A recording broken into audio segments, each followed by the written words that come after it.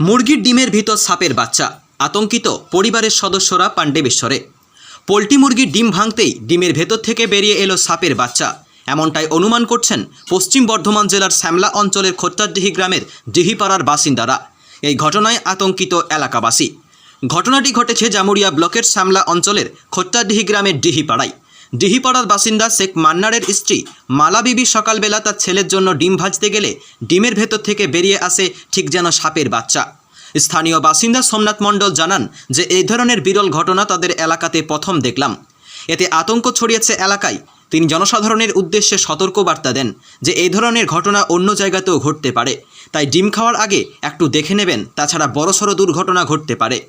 পশ্চিম বর্ধমান থেকে মিঠুন মণ্ডল ও বিপিন পালের report, Bangla MM news.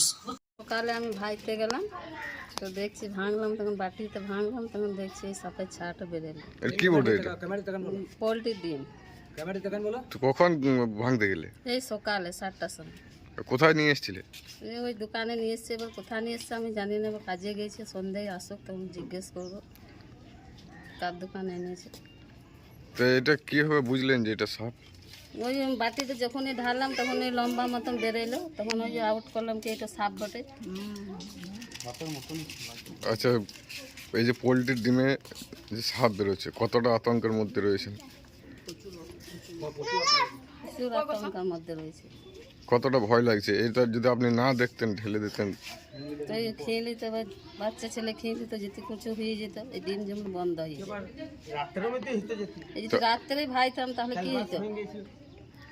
আচ্ছা, আপনি কি বলতে চাইছেন, মানে কি বলতে চাইছেন যে এবার ডিম খেতে গেলে সবাইকে কি বলতে চাইছেন, যে দেখে খাবেন, আগে ঢেলে দেখবেন তারপর খাবেন? আগে ঢেলে দেখবেন তারপরে খাবেন।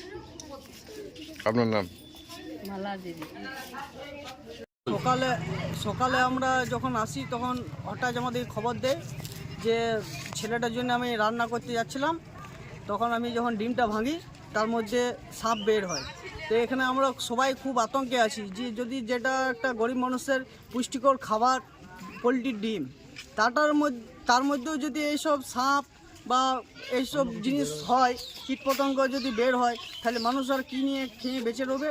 তাই এটা আমরা চাইছি যে সব ফার্ম থেকে ডিমগুলো আসছে যাতে সরকারভাবে ভেরিফাই করে ডিম পাবলিককে দেওয়া হয়, সেটাই আমরা একটু অনুরোধ জানাবো।